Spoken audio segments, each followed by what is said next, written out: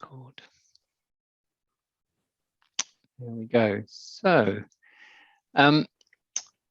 So thank you very much, Duncan, for coming and offering to talk to us. So I explained to Duncan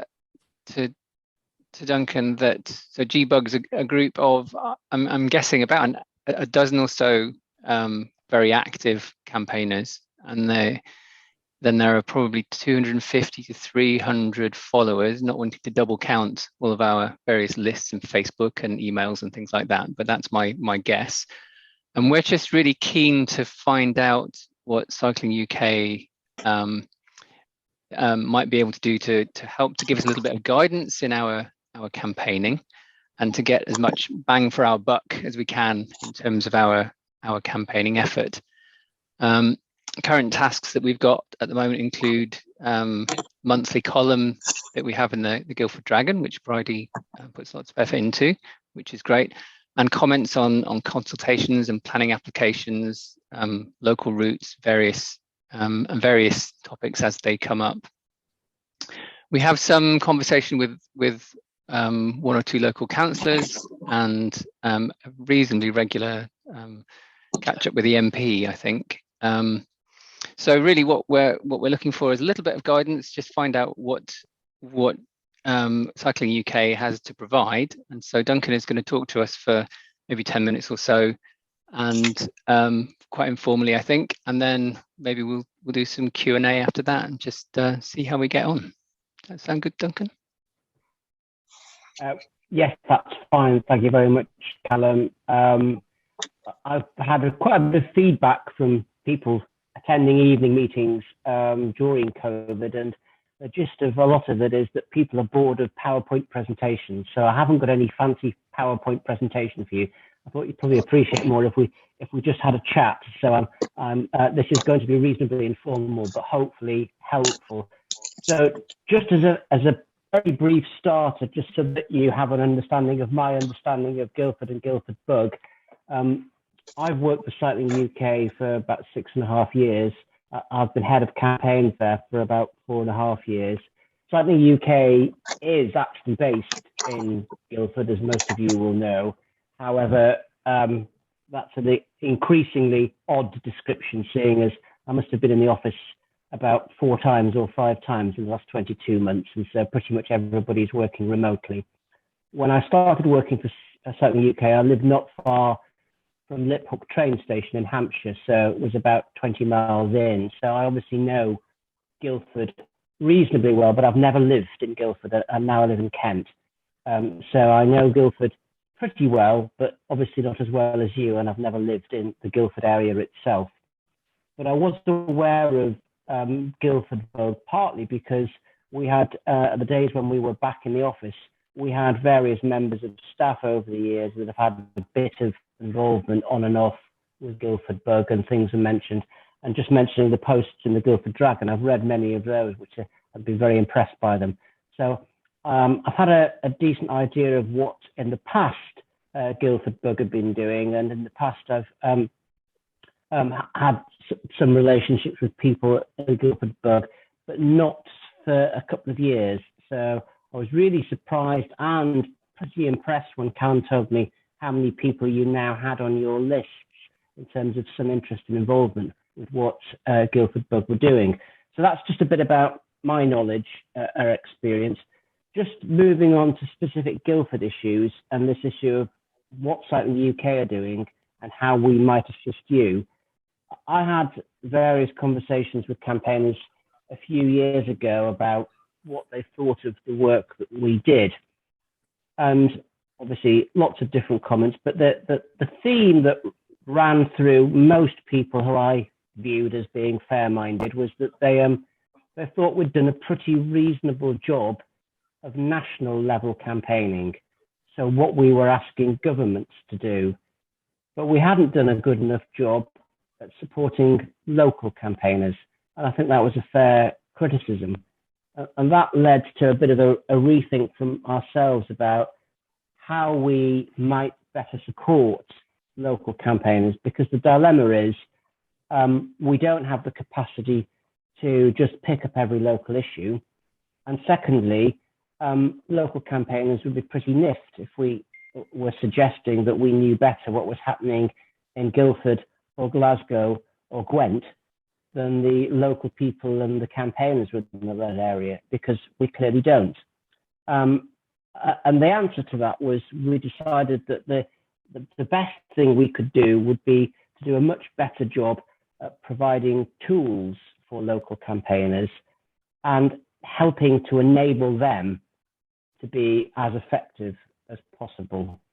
I'm choosing my words carefully there, because I don't want to say be more effective, because some individuals and groups are extremely effective, and the level of knowledge that people have is different. So occasionally I speak to campaign groups stacked full of very experienced people who want some very specific advice, and sometimes I find myself speaking to a group of people who want to do something about active travel but don't quite know where to start. And so the knowledge level and the requirements for help and advice differ hugely. So it is a bit tricky to try and have a one-size-fits-all suite of materials. But what we did decide a couple of years ago, is that was what we needed to do a much better job of. And so we did come up with the concept of the Cycle Advocacy Network, which was supposed to be, or is, a bit of an umbrella support for local campaigning. The big difference between what we've done in the past and the Cycle Advocacy Network is, it felt to me that historically we put people off, because it felt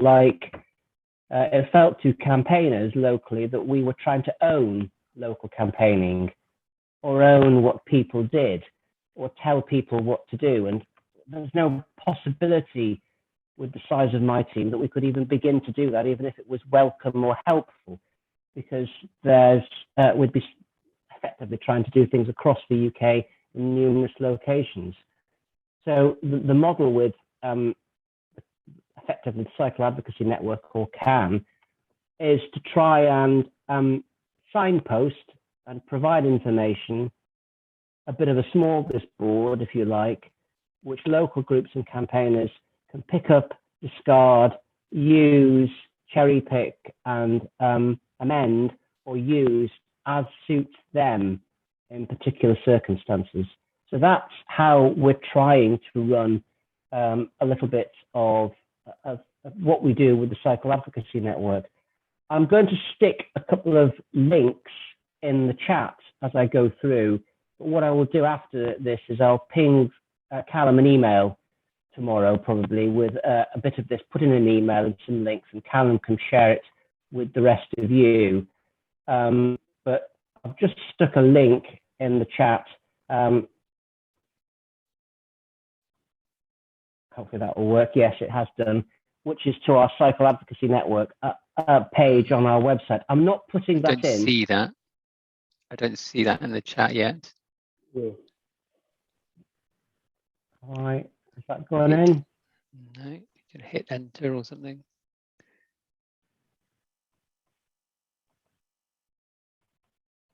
Why is that?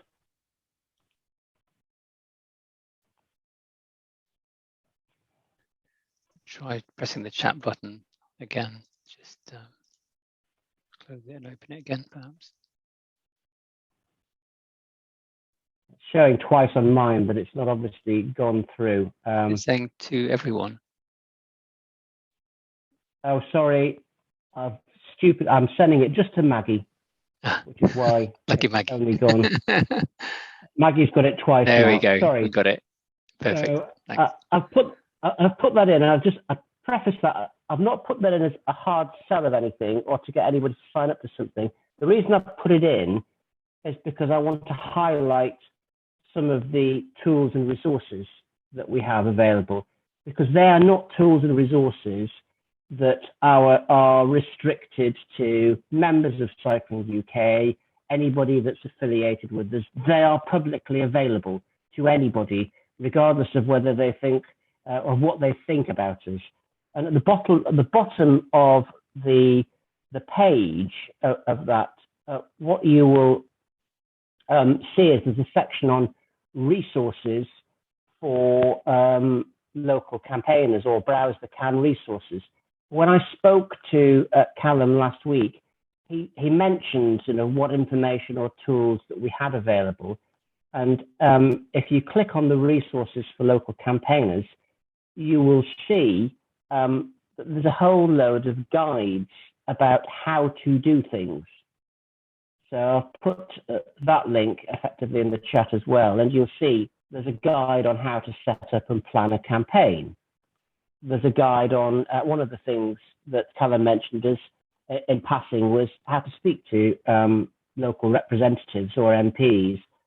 We've done a guide on that. We've done a guide on how to petition your local council. We've done a guide on making freedom of information requests, for example. Now, these guides, I'm not going to go through each of them as we're on here, but with each of these guides, there's a summary version and a more detailed version.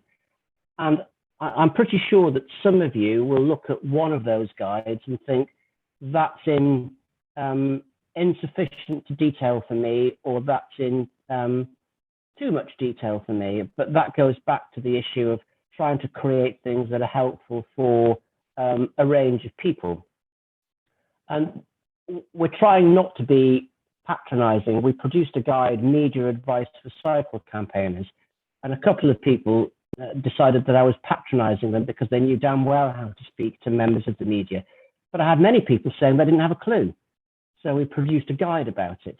So it's not meant to suggest that everybody needs every element of this advice or guidance.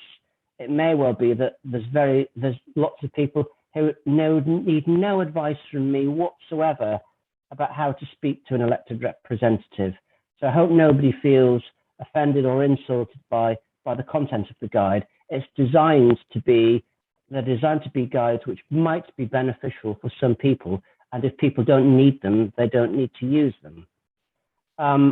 So we've got a range of guides under the brackets of toolkits for local campaigning.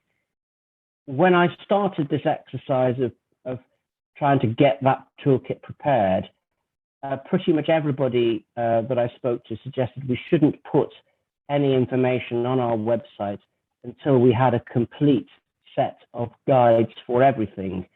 I ignored that advice on the basis that that was a bit of a perfectionist, the enemy of the good.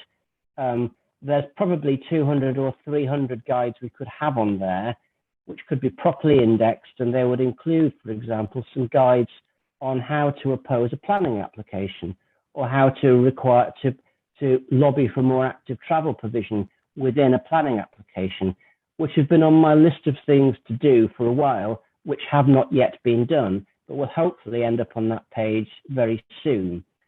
But I did take the view that there was no point not putting on the helpful stuff that we'd already got whilst we waited to have a complete set of guides.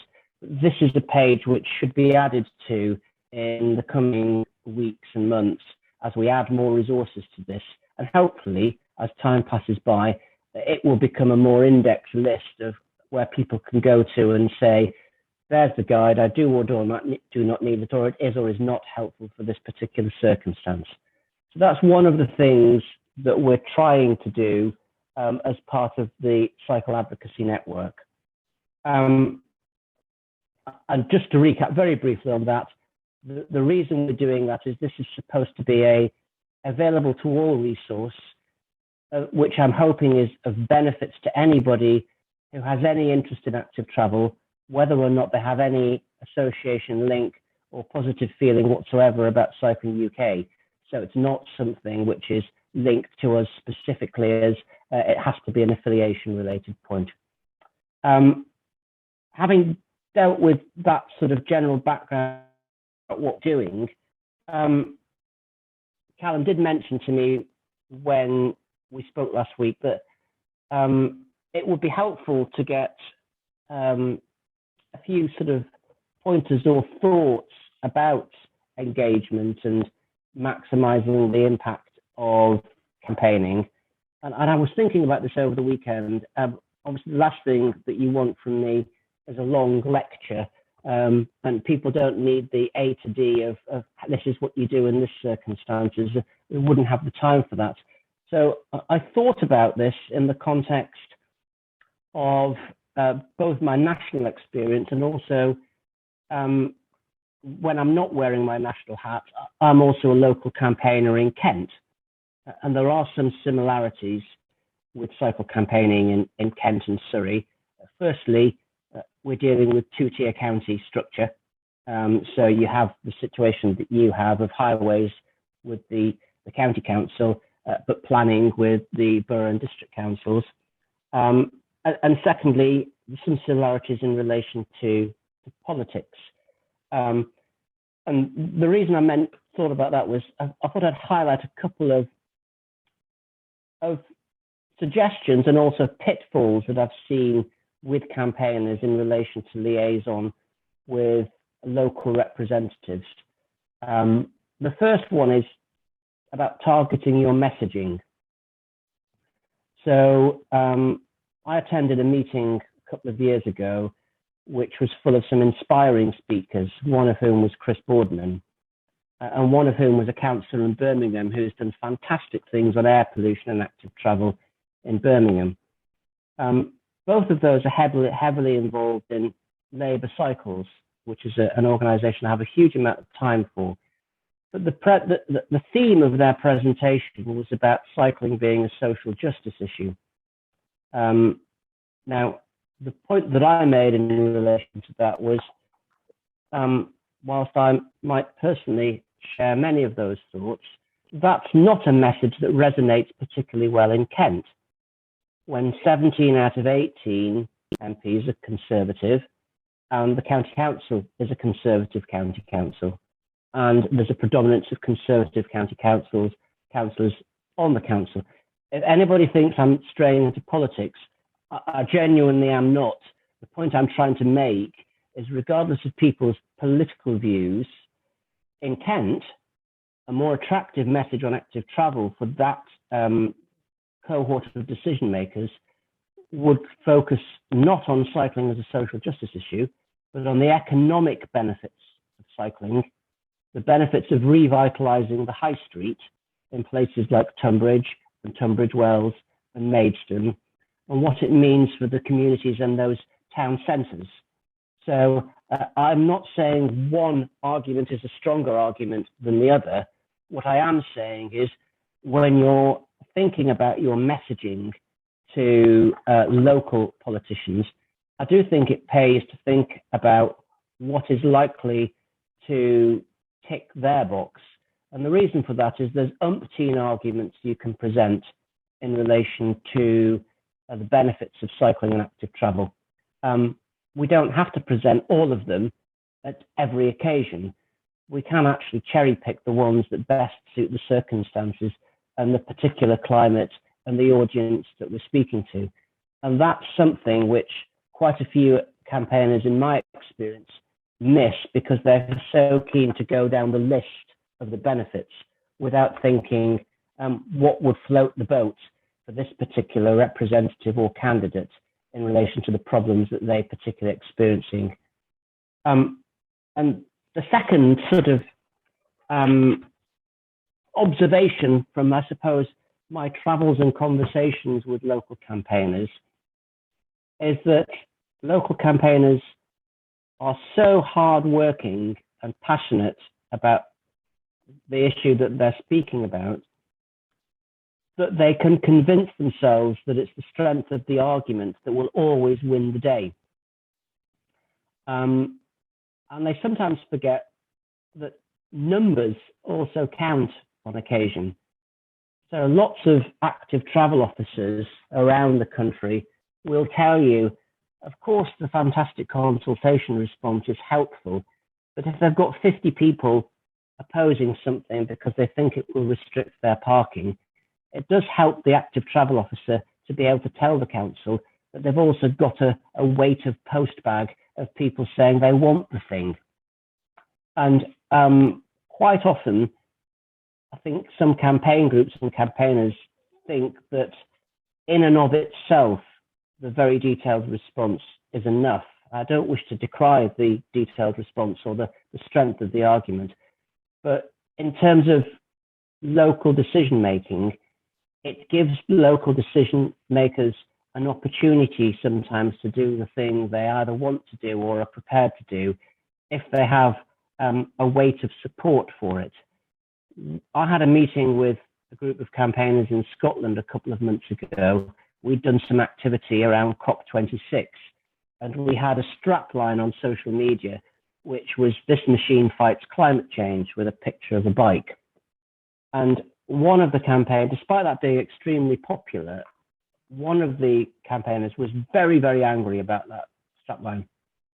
And his explanation to me was that he was an academic, and his experience in life was that the truth will always out.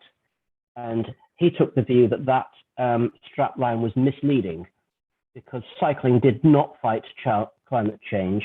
It minimized the impact of climate change. And that's the strapline we should have gone with. And I couldn't convince this person that there was a benefit of communicating a simple message, and that that was a message that resonated, and that sometimes that's what you have to do with campaigning. And so the third sort of point that I had, and it's my final one, I probably to before, well, sorry, one more before passing over for questions, was my experience with campaigning and campaigners sometimes is that because campaigners are so passionate, they can sometimes forget those simple messages because they want to focus on the detailed planning response or the detailed consultation response. Some of the things that we've done most successfully at Cycling UK have been incredibly simple campaigns. So I know Doug's on the call. He'll remember that we had a campaign called Too Close for Comfort, which was about close overtaking of cyclists. That's eventually led to changes to the highway code that are coming in at the end of the month. That was a really simple strapline campaign. There was nothing complex about that whatsoever. And some of that simple messages, and also enabling councillors and politicians to grasp that. We had it a little bit some years ago with infrastructure campaigning on what was the Space for Cycling campaign. And again, it was a message that resonated and people could understand what it meant. So I think that would be one of my my third sort of observation. And my fourth observation, I think, would be just in terms of who you target your time. Campaigners are time crunched. You don't all have an unlimited time to speak to or seek to influence everybody. When I do media work, if I'm interviewed, I assume that I have no need to persuade people who already get active travel. So I'm not spending any time trying to persuade any of you when I do a media interview with whoever it is. I'm also pretty resolved to the fact that there's an audience who will never be convinced by what I say. But in the middle, there are the persuadables. And they are the people who might be persuaded by your argument. So to explain how I work that with my campaigning work, I constantly bounce off ideas and themes and messages off friends, people I know who are not passionate environmental campaigners or active travel supporters. It's the reasonable person next door test, if you like. The neighbor or friend at school or associate that you know from work who's pretty open-minded. Perhaps, you know, they're bothered about stuff environmentally enough to think about, you know, their waste and plastic bags, but they've not fully signed up to environmental issues. How do they feel about a message that you are putting out? They're the people that are persuadable, and whether that's looking at in the concept of the public or the politicians that you're seeking to actually persuade. Too many campaigners spend too much of their limited time trying to persuade the group of people who they will never convince. and that's not the most effective use of your time. So it is worth thinking about who is persuadable, and that's possibly where to focus your effort. I hope those random thoughts are of some help in terms of formulating approaches and tactics. I didn't want to go on forever talking about this. I said I'd do about 10 or 15 minutes. I think my time is up. So probably, Callum, it's time for me to shut up and ask if anybody's got any questions. That's great. Thank you very much, Duncan. Yeah, I mean, so you've covered everything that we'd talked about on the phone, which is fantastic. We've gone through the resources that are on the Cycling UK site. We can go away and peruse those and look at those in depth. Engagement with politicians and how we play to their interests. I thought that was a very good point. They're not all the same. Got to treat them individually and work out how to address them in either individually or in small groups. And then that idea that extremely thorough responses are great, but really it's the numbers also count, and it's well worth lots of people providing a very simple response, and those volumes are actually very important too. And that's something which perhaps I hadn't appreciated to that degree, that people can say, look, the inbox is full of people who are supporting something. And then lastly, the point you were making about addressing those who are persuadable rather than the ones who are hardline pro or anti-cycling. I thought that was also really interesting. So let's open it up to questions. Who would like to go first? Yes, please. May I? I've got a couple of questions. Hello, Duncan. Thank you. That was really good. Made lots of notes. There's lots of learning there. And we'll certainly look at your tools as well. That sounds great. The two questions I had specifically for GBUG, one of the things we're looking to do this year to help very much with your point about time is to set a calendar. And we tried last year, we kind of had a go, and certainly the calendar was all based around what sort of subject matters we put into the column, because the column's been working really well. But we tend to change the subjects depending on what's going on in the world, in the press, where the consultations are coming through. So question one was, does Cycling UK have a calendar of messages for the year, and is that something that they share as one of the tools? That would be question one. And then the second one kind of dovetails into it a little bit, which would be, one of the things GBUG needs to do is set their measurement.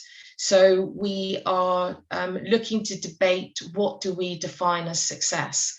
So is that every time we run a column or post something on social media that we get 5 more followers? Is that every time we send an email, which in it will include a link to our site and our membership, if we just get 1 member a month as opposed to 10 followers, where's the value? And do you have any examples of other groups across the country who kind of set the bar in terms of their measurement? You talked about numbers, and absolutely, that's not something we're seeing from our year's worth of work. The more followers, more numbers. So 3 things there. 1, do you have a calendar? Could we see it so we can try and coordinate with you a bit better? Because take the column for next month, that's going to be about the changes to the highway code, and then we repost your posts from LinkedIn or wherever else to get some noise around that and show the local point and the national points working together. So 1 is a calendar, so we can coordinate with that. Number 2 is, do you have any definition of good measurement? What are other cycling groups doing across the country to help us work through that? Thanks, Brady. I'll start with the second one. Cycling UK is very, very keen organisationally on measurement and measuring outputs and the impact of resource. I should put a qualification to that, which is that I am probably the member of staff who is, if not kicking back slightly about that, is raising some qualifications about how that works with campaigning. And the reason for that, so it's not a bad thing that you're thinking about how you measure your output and what success looks like. However, I would put a couple of qualifications to it. We see a lot of people coming into campaigning who last a period of time and then leave. And one of the reasons they leave is they get a bit down about things and they're not thinking that they're making an impact.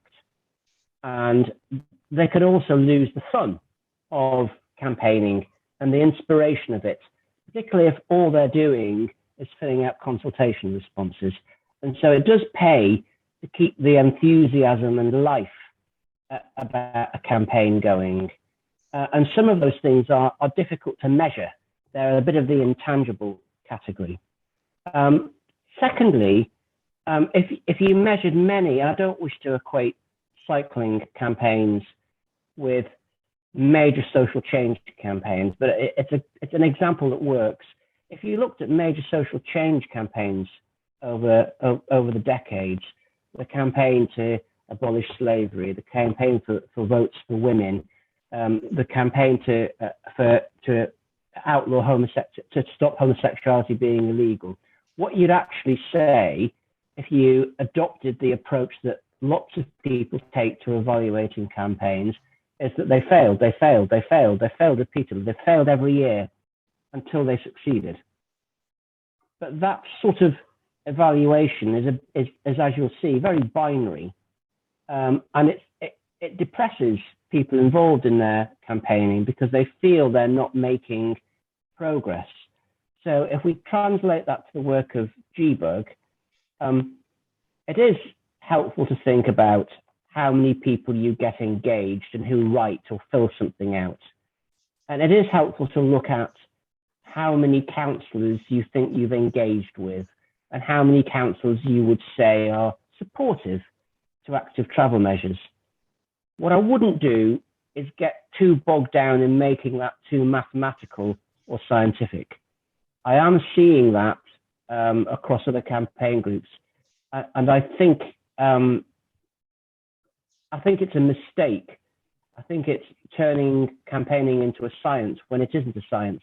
It is as much an art form as science, and you'll have a good feel of it when you know you're starting to make headway with a larger number of councillors. So by all means, measure those things. How many people are engaging? How many people have you got on your newsletter? How many councillors are expressing a commitment to or are warm to? But I wouldn't lose sleep over it or try and make it too scientific. I wouldn't overthink it. The second question, Bridie, well, the first one was about a calendar. We do have a communications calendar which links in also different events and, Clean Air Day and that type of thing. It's an organizational one as opposed to, I suppose, a specific campaigns one. And it is subject to events. The number of times our plans change at short notice is pretty substantial. However, it's a fair point that we could have something more public facing for campaigners or groups. We don't have that at the minute, but I'm more than happy to go away and think about how we share something which is shareable and puts the headlines forward, whether that's on the website or by circular. I'm more than happy to think about how we do that. Thank you, that's great. And we've also asked the same question of our local MP, Kate Taylor, and she was going back to Surrey to have a similar conversation about helping us to cherry pick the consultations, because quite right, the time factor to do a consultation is really time consuming. So really taking on board your point about, and Callum picked up on it as well, about volume. So actually it's more important to try and get as many people through social media, whatever the channel is, to kind of give you the volume of voice.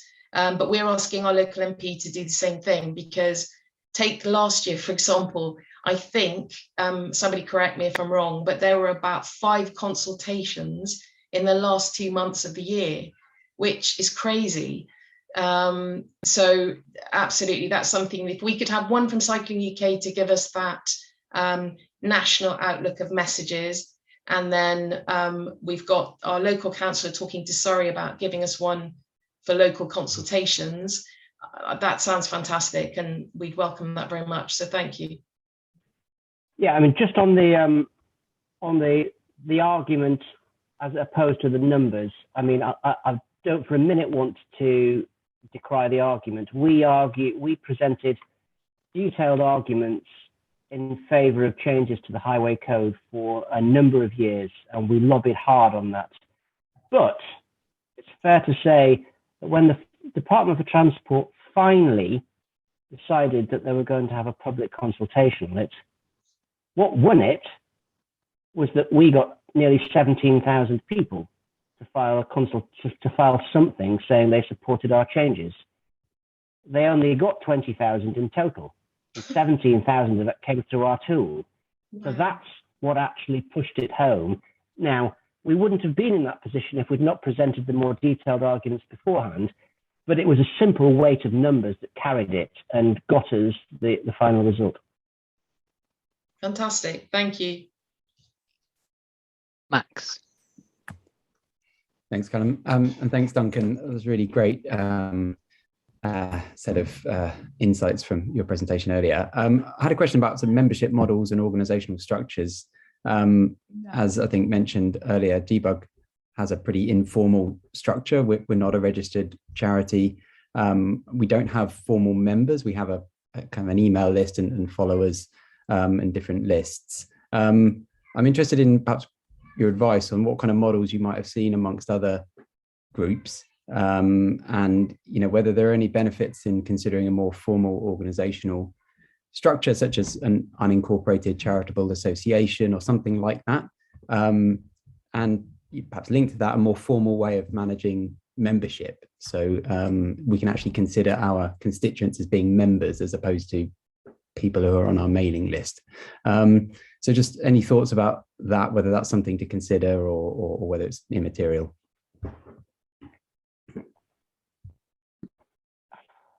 I mean, I don't want to be evasive about it. There is an element which depends on a few differences. There are advantages to charitable status and that structure if you start dealing with more substantial amounts of money. If you're running events that are bringing in money to run campaigning activities, if the truth of the matter is you're not, I have to say charitable status seems an unnecessary hurdle to me, and just a barrier to getting on with things. It's another thing somebody has to comply with. It's another thing somebody has to monitor. So if there's no need, I don't see the benefit of it. Obviously, if you end up with a huge organization with income from different sources and you're running activities, there are advantages to doing it. But for most campaign groups, I think they need to spend as much time as possible doing campaigning, and it's not necessary to overcomplicate the structure of the organization. On the membership point, and I say this as somebody who works for a membership organization, and it's the membership income that pays for our campaigning. So on one level, I should be championing membership. Young people don't get the idea of membership. They don't want to be members of things. I've got kids 23 and 21. They don't get the concept of being members of something. And the biggest problem I know that's a sweeping statement, so I apologize for that, but the biggest problem most campaign groups have, well, not the biggest, but one problem a lot of campaign groups have is that they don't look and feel that diverse. They don't have enough young people. They're top heavy when it comes to male membership. And anything that creates a barrier to people just getting involved, which formal membership can do, can effectively make that situation worse. What you want is people to be energized and passionate about what you're doing. I'm not sure worrying about formal membership is the biggest thing to concern yourself with, is my personal view. Thanks, Duncan. That's really helpful advice. Great, thanks. Julia. We're doing some responses to consultations, planning applications even, and I was wondering if you've got any top tips for what we could be saying in them.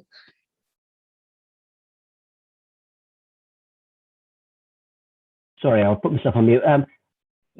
Well, firstly, just on planning, I am aiming to get some materials up on our website in the coming weeks with specific, more planning advice in relation to things and the points that could be raised. On the issue of consultations generally, as opposed to planning consultations, I think one thing that not enough people do is they don't summarize what they're saying at the start of their response. An executive summary is always worth having. It's depressing that it's so, but the number of things that are submitted where the full document isn't read is alarming, but it's true. And people do skim to that executive summary. So if you are sending in a 6-page response, I would always have the 2-paragraph, 3/4 of a page executive summary of what you're saying, in case people never get past the executive summary. And I also think that's a very helpful way of planning what you want to say, because if you start almost with the executive summary, the rest of the document flows from it. And if you start with the executive summary and life overtakes you and you don't have time to do what you wanted to do, you can just send the executive summary in. Whereas what happens with too many people is they've got something to respond to by the 6th of February, and life overruns, and it's then the 5th of February, and they don't have time to do what they wanted. If you'd started with your draft of the executive summary and that's all you could get in, it's still pretty good. So that would be one of my general pieces of advice on consultations, to start with your summary and then work backwards from that. On planning specifically, with the caveat that we're having to put some stuff up shortly,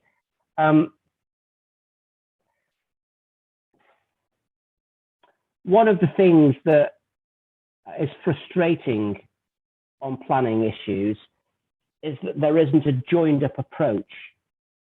So the planners aren't speaking to the economic regeneration people, and the economic generation people aren't speaking to the active travel team. And I think we can almost wrongly assume that that is happening, and it doesn't. So in many councils, if you go to the policy on active travel, it reads quite well, and the policy on something else will read quite well, and the policy on something else will read quite well, but it's not integrated. So I think one of the things that it's helpful to do when responding to planning applications, planning consultations, is to try and shy away from almost a passionate response about how terrible this is or how fantastic it is, and go back to this does or does not comply with the council's plan on X. It is not in compliance with the council's declaration on climate change. It is inconsistent with, it is consistent with.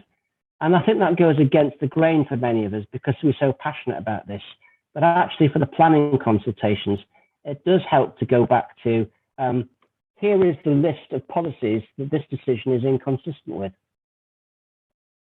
Here is the list of policies that it would be consistent with if you did this.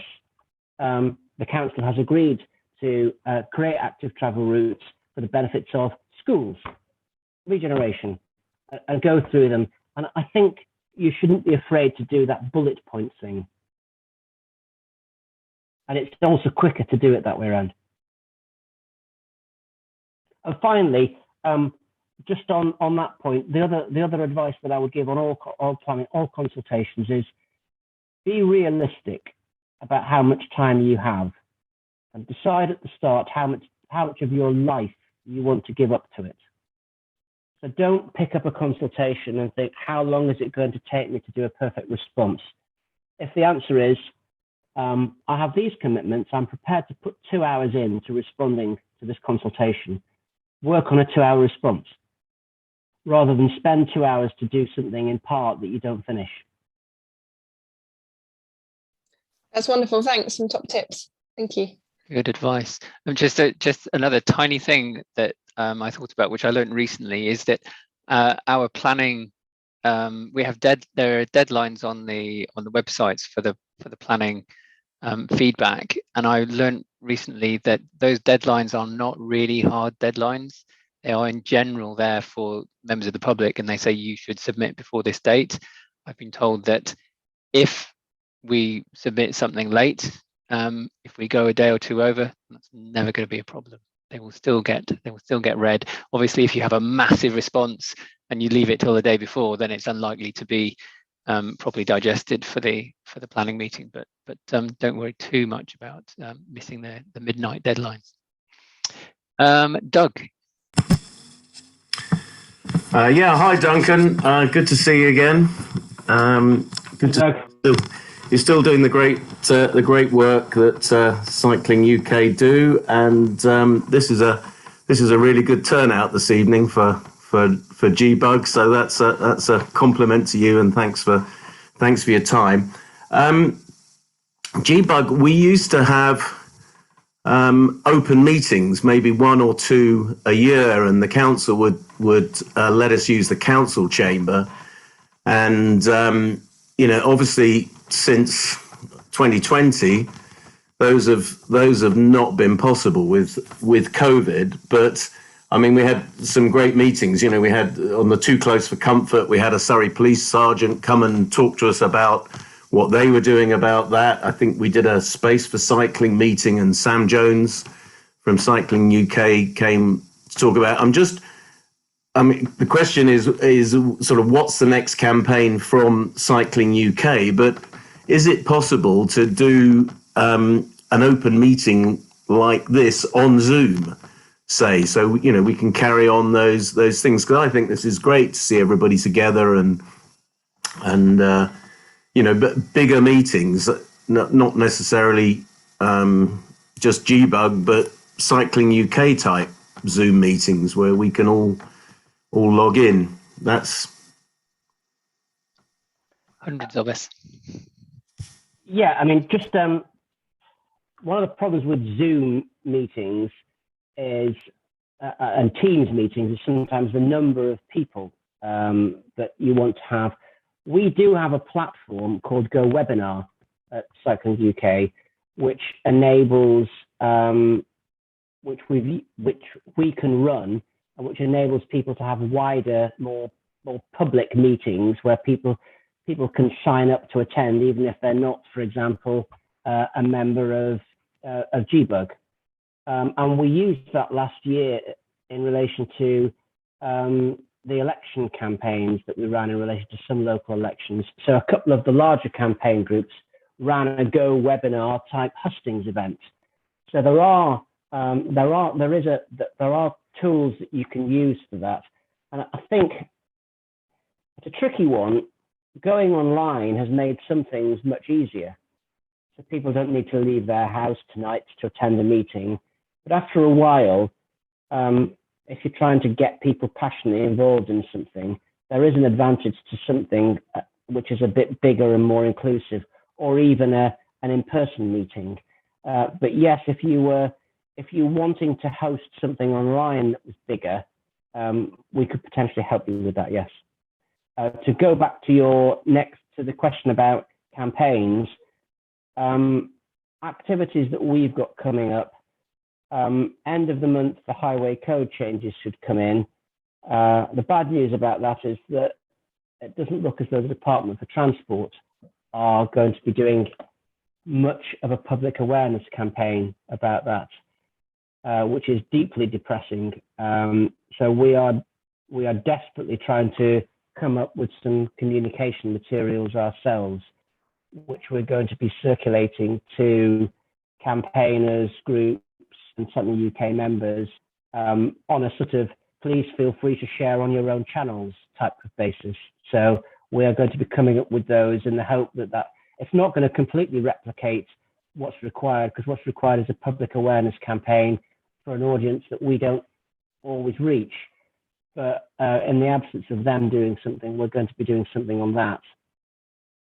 We're also going to be doing a lot of work around elections in May, but I realise that doesn't really impact upon you because you don't have elections in Guildford or Surrey in May. We've got them throughout Wales, Scotland, Northern Ireland and parts of England. So we've got some campaigning around that, but that doesn't directly affect Guildford Bug. However, the messaging from the campaign for the elections probably does, because what we're having more of this year is a far greater focus on local delivery. So the messaging of our local election campaigns is local delivery. We've got, if you look at that in a UK-wide perspective, there's a bit more money for cycling in England than there was. I'm not going to get carried away with it, but there is some more.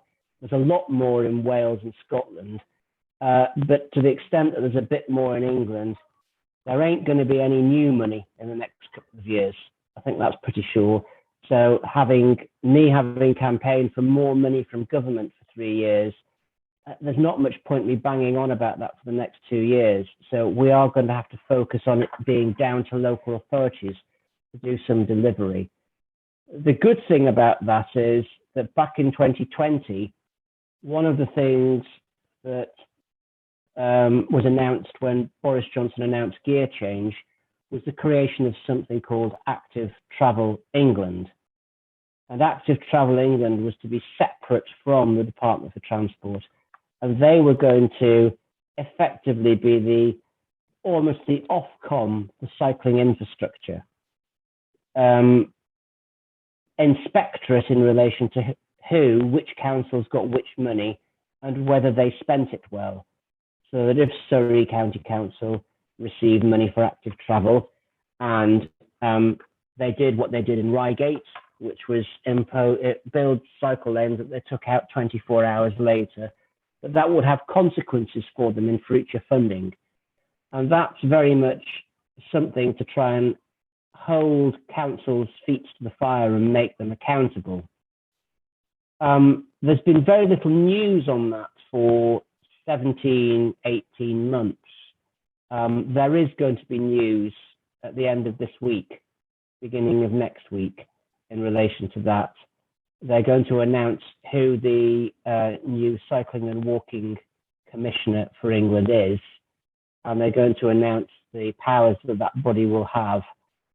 I'm going to have to be a little bit of a pain here and plead the fifth and not give any more information.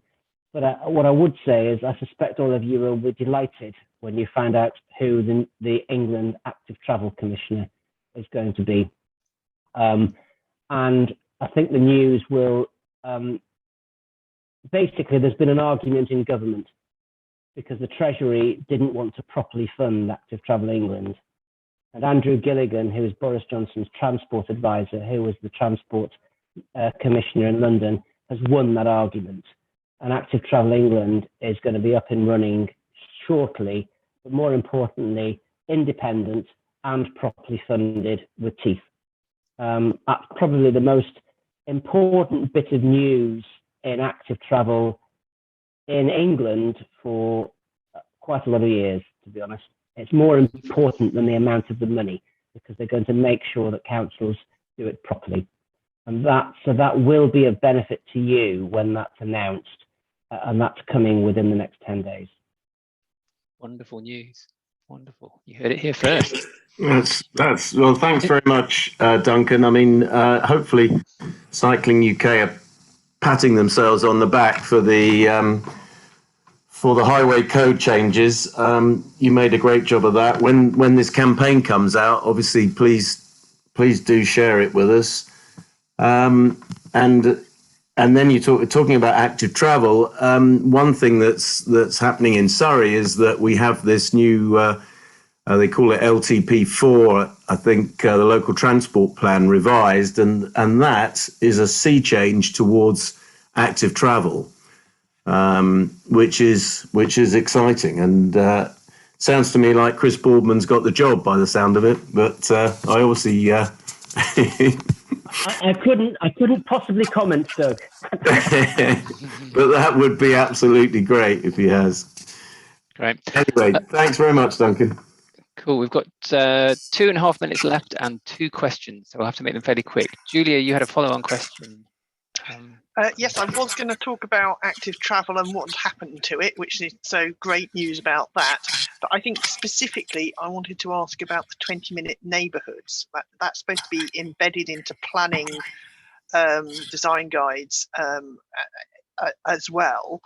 But local authority policy just doesn't follow it through. So the education department, for example, in Surrey, really doesn't care that it hasn't got secondary schools within 20 minutes. So there are big gaps. So how can we, at secondary level, get sensible ability to cycle to school and force them to look at that, particularly when they are refurbing schools or redesigning schools or putting new school provision in? This isn't a perfect answer to this, Julia, but just a very quick one. We were expecting a new planning bill last year. That was the thing that Boris Johnson got kicked all over about in relation to that formula he had for where houses were built. That was shelved, and there is due to be a new planning bill that's actually put forward, plus some changes to the National Planning Policy Framework document, which is almost as important. There's quite a bit of chatter about whether that's just a planning bill or a planning and regeneration bill, and whether that's linked to some things like levelling up. But in short, most people in active travel are sort of sitting, watching that space as to when that drops, which is, it could be next month, it could be the month after. As it stands, it is quite hard to tie local authorities to the 20-minute neighbourhood, partly because everybody in planning in local authorities knows that the ground rules are about to change completely with a new planning bill. So everybody is sitting, waiting. So I'm not saying that's the way it should be, but I think in reality, that we are about to have some of the biggest changes in planning that we've had for some considerable time. So I suspect the sad reality is local authorities aren't going to try do too much too differently until they know how that's going to look. The one bit of good news is, I just mentioned Active Travel England. Active Travel England is now going to be a statutory consultee on larger planning decisions. That won't affect building 30 houses somewhere outside of Guildford, but it will impact upon decision to build a new secondary school or to build a huge estate out somewhere with X hundred houses. Active Travel England will then become a statutory consultee on those, and they will be looking for active travel provision. What I don't know is what the threshold's going to be of when they're consulted and when they're not. But the small ones won't get them involved. So, I mean, that is exactly the issue we've got. We've got large developments going in, Wisley being one of them, and yet we can't see any meaningful change in the way that the cycle infrastructure is going in. It's not, it's not joined up at all. I think that will change with very large developments, but what I don't know is what the cutoff point is going to be, which will bring active travelling in as a consultant. Right. Okay. I'll shut up now. Thank you very much. Okay, we're at time, but John, before he left me with his question. So if you can maybe answer it fairly swiftly. He was saying that he's been told that there are really by local councillors that there are really no votes in cycling, and do you have any advice on approaching people who say that? Oh, I can't hear you. Unmute. Sorry about that. I will dig out some stats to send this through, but the short position is the person who's told them that is completely and totally wrong. And for the election campaigns that we're running, we're going to be providing some materials to make that point that there is votes in cycling and it's popular. Just to sort of just give you the headline figures, every single survey about whether people support active travel schemes, whether they support cycle lanes, whether they want low traffic neighbourhoods, they all come back with broadly 2/3 support. What happens is most of the people that support them, it's not the most important thing in their lives. So there's a very small number of people, the people on this call, who are so passionate about it that they make a noise about it. But 95% of that 67%, they're just broadly okay with it. So they're not contacting their councillor to say, we're broadly okay with the idea of cycle lanes or a low traffic neighbourhood. What spooks the councillors is, of the third of people who oppose it, there is a very small number who are adamantly opposed to the stuff, and they get their voice heard. And so councils give in, and they go for the noisy denominator, but the actual numbers are not particularly high. And we're seeing this time and time again with consultations where councillors are reacting to what they perceive to be opposition, whereas the data shows that the scheme has more than 50% support. But all the councillors registering is that 20 people contacted their surgery to object. That's why, and it goes back to the whole point about numbers matter, of people saying we like this. And so one of the things that a campaign group can do, which is massively beneficial if they get it done, is translate some of that warm support to active support, even if it's just an email or the sign on a petition, because councillors perceive, because they're not hearing from people, that they don't like it. But we all are broadly happy with some things in our life that we don't go around saying, yes, that's fantastic, we'll just take it for granted. But the objectors are making more of a noise. Very good point. Very good point. Thank you very much for your time. Thank you very much for answering all of those questions, and for everybody else for asking the questions as well. That's been wonderful. So I'll stop the recording there.